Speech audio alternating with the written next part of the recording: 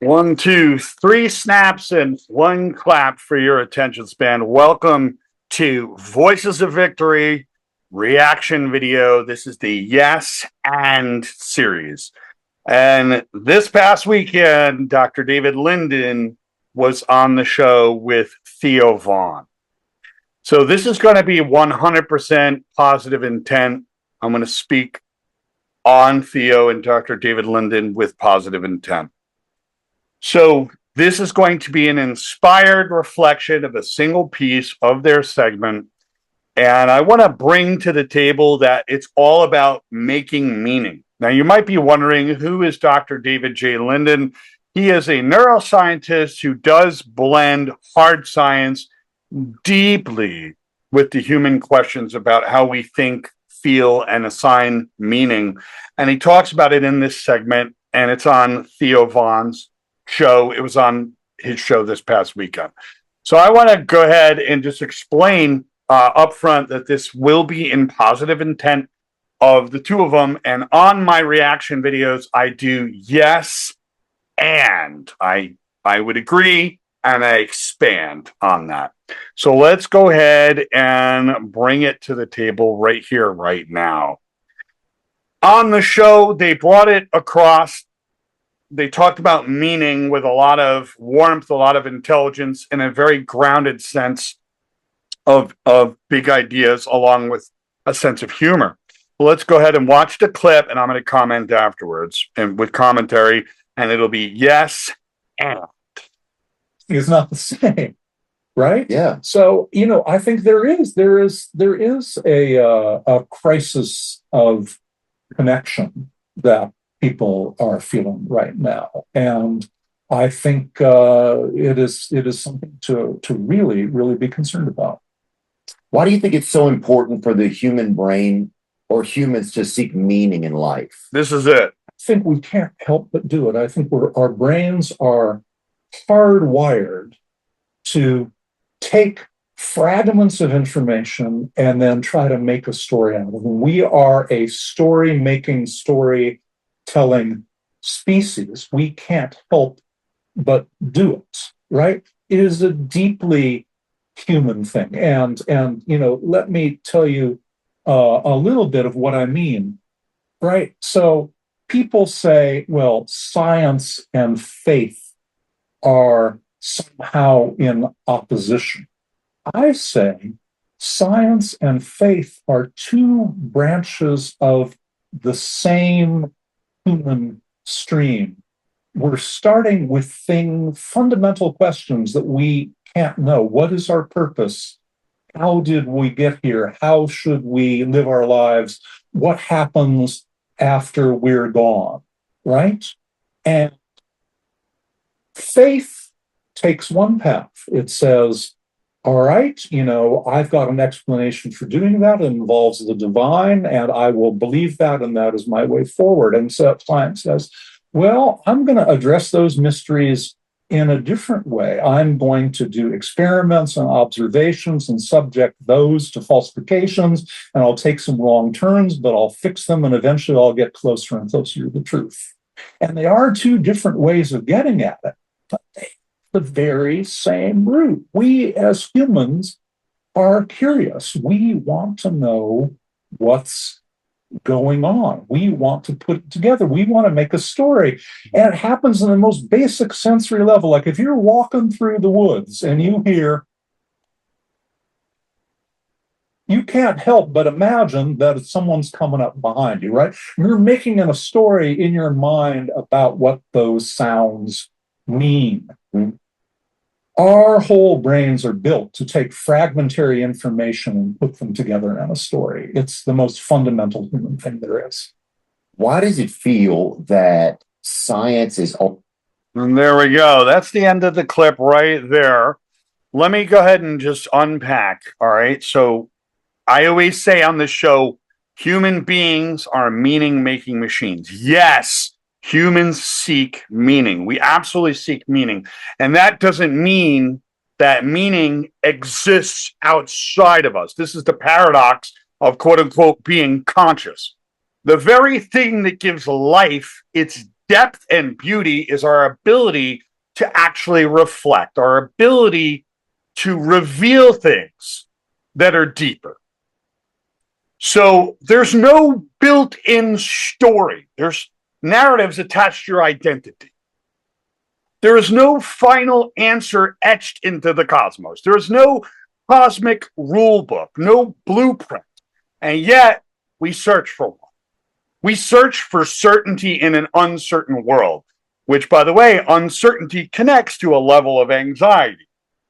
So it's not because we're searching one because we're wrong, but because we're designed to move forward and search for things. We're designed to search for meaning. That's my point. Meaning isn't a bonus, it's a feature. It's foundational. We don't just want meaning, we generate it. And it's the stories and narratives that are connected to our identity. The human brain is a pattern-making machine, pattern-making engine. It's scanning, connecting, translating, trying to connect the dots between here, there, and other, trying to make sense of things. If I cry, someone comes. If I fall, it hurts, right? Action, reaction. If someone smiles, it's safe. We're not passive recipients of data. Reality is data. We are the interpreters of that data. We stitch moments together to form a sense of coherence. Even when there's nothing really there, we still try to draw the lines and make sense. That's not delusion. That's function. And scientific reasoning gives us a system to test, measure, and correct our ideas. I get it. Like, I understand. It says, I'll believe when it holds up under pressure. That's what it says. But outside of the lab, our minds are doing something different because our minds are part of the measurement. That's what we have to understand. You cannot remove the brain and our consciousness from the measurement. That's what I'm trying to say. They're on parallel tracks. What he's saying is really making sense. It's the two are on parallel tracks. One is for precision, the other one is for navigation. One tells us how, the other tells us why. Even if the stories of why was collected from a variety of different sources. Let's go deeper. What if there was no meaning out there, no meaning outside of you, waiting to be found, but infinite meaning within you, inside of you, in here, waiting to be shaped, waiting to be understood? What if reality is not a script to follow, but a canvas to actually paint in your world? And that brings us over to non-duality. Non-duality isn't about a mystical escape or abstract spirituality. It's a shift in how you understand the relationship between yourself and the world.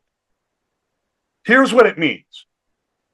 The observer and the observed are not separate. That's what I mean is your consciousness is part of the experiment. The story and the storyteller are not two. You don't find meaning, you participate in its very creation. There's no hidden narrative. The narratives that are attached to your identity. There is just what is, and your brain is trying to make sense of all of it. Let's think about it logically. The brain needs structure to function. It creates structure. Stories are a part of structure. I have a background in film. I understand this firsthand. Stories are shaped by experience. They're shaped by emotion, culture, memory. Therefore, meaning is constructed, not discovered. It could be template matched by somebody else. It's flexible, it's adaptive, and it's deeply personal. And the more it's tied to your identity, the more personal it becomes. So personal that anything opposing it could threaten your very identity. And that's what brings us to the turning point. You're not a character chasing a role. You're a narrator actually creating it. This is not chaos at all. This is the freedom. You're not trapped in a story. You are the story. You can change the chapter from one moment to the next. And that's the voice behind the voice. And that's not scary, it's empowering. Because once you realize the framework was never imposed on you, you're free to build one that aligns with your life, your belief, and what's productive for you as a human being. And you can change it tomorrow if you need to. The brain makes stories, and those stories shape what we call reality. This is not a glitch. This is the design. Now, why is non-duality real? Because the boundary between you and the world isn't directly solid, and we could refer to science for that. Everything you think of as an external passes through a filter of your identity and a filter of you. Because the seer and the seen are always entangled. Because your story is not about life, it is life. And there's no hidden author or visible character, only the unfolding of your being and who you are as a process of perception. Reality isn't perception. Your interpretation of that reality is your perception. Got news for you.